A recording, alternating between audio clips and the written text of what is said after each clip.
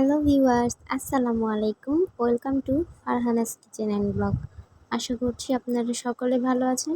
আজকে তৈরি করে দেখাবো বাংলাদেশি হোটেল স্টাইল ডাল পুরির রেসিপি। চলুন চলে যাই মূল রেসিপিতে। আমি একটি বাটি নিয়ে এর মধ্যে দিয়ে নিচ্ছি মেজারমেন্ট কাপের 1 কাপ ময়দা। পুরি তৈরি করতে অবশ্যই ময়দা ইউজ করতে হবে, তা না হলে হোটেলের মতন খাস্তা এবং ফুলকো পুরি কখনোই বাসায় তৈরি করা যাবে না। এখন এর মধ্যে দিয়ে নিচ্ছি স্বাদ অনুযায়ী লবণ এবং 1 চা চামচ চিনি। চিনি দিলে পুরির স্বাদটা অনেকাংশেই বেড়ে যায়। এখন দিয়ে নেব 1 টেবিল চামচ সয়াবিন তেল। এখন এই সব উপকরণগুলোকে একসাথে খুব ভালোভাবে মেখে নেব, যেন সব উপকরণগুলো একসাথে খুব ভালোভাবে মিশে যায়।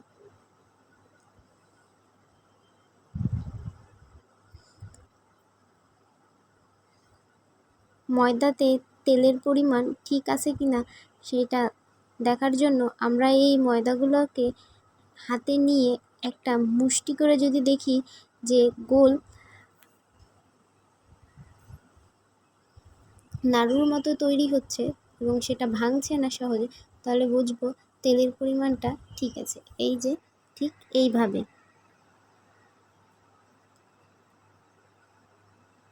এখন এর মধ্যে দিয়ে দিচ্ছি রুম টেম্পারেচারে থাকা আধা কাপ পানি।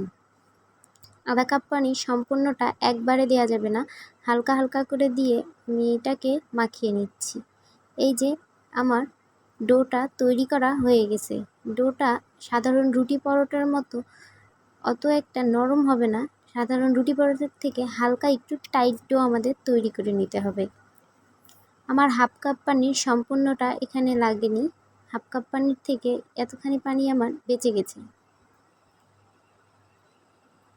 এখন এই ডোটাকে একটা পরিষ্কার নরম ভেজা কাপড় দিয়ে ঢেকে রেখে দেব প্রায় আধা ঘন্টার জন্য রেস্টে।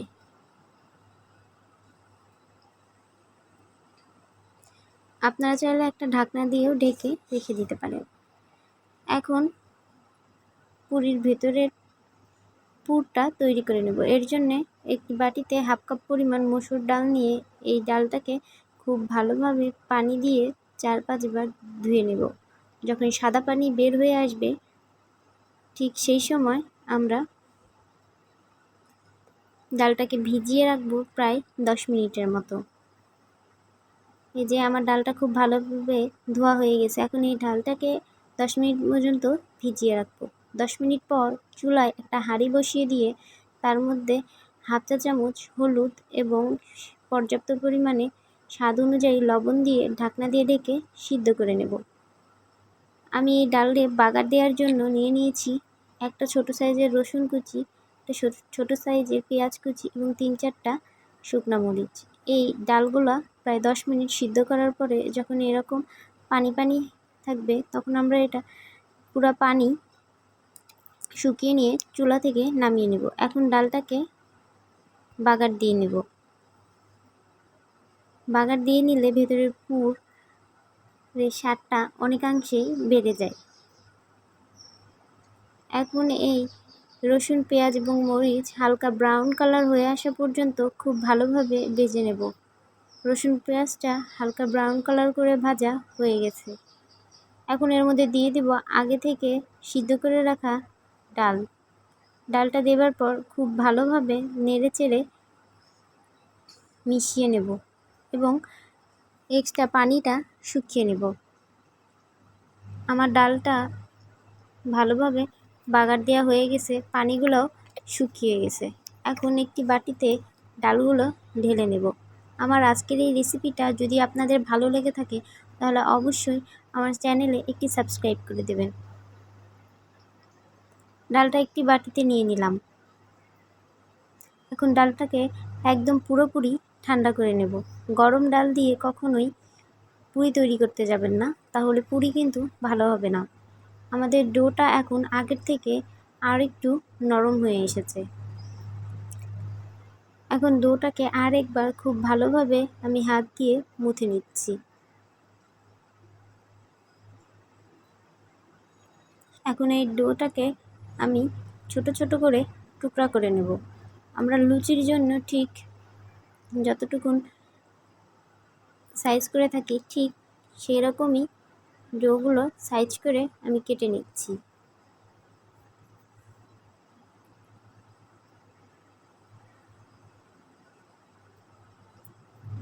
আমার ভিডিওটি ভালো লেগে থাকলে অবশ্যই আমার ভিডিওতে একটি লাইক, কমেন্ট এবং ভিডিওটি শেয়ার করে দেবেন।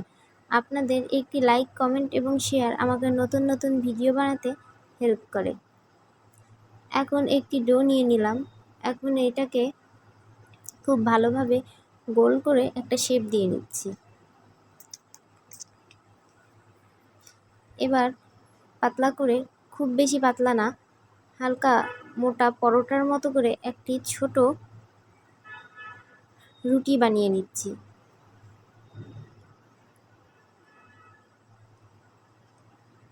এখন এর ঠিক মাঝখানে দিয়ে নিচ্ছি 1 চামচ আগে থেকে বানিয়ে রাখা ডালের পুর।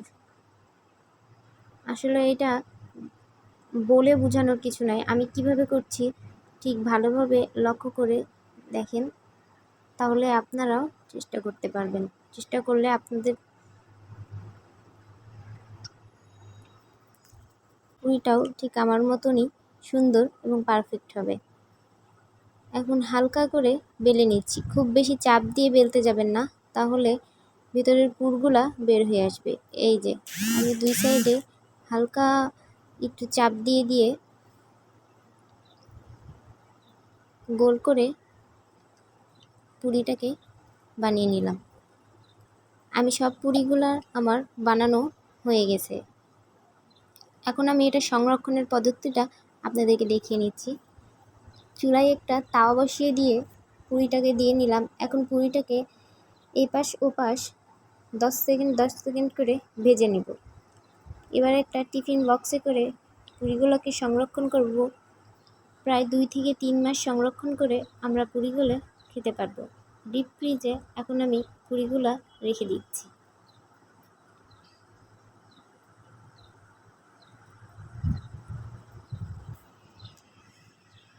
চুলায় একটা কড়াই বসিয়ে দিলাম।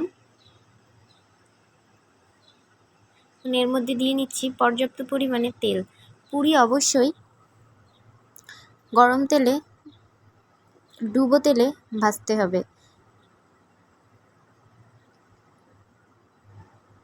একটা পুরি দিয়ে নিলাম। ডাল পুরি কিন্তু খুব সহজেই ফুলে ওঠে। আলু পুরি কিন্তু ডাল পুরির মতো ঠিক অতটা ফুলে না।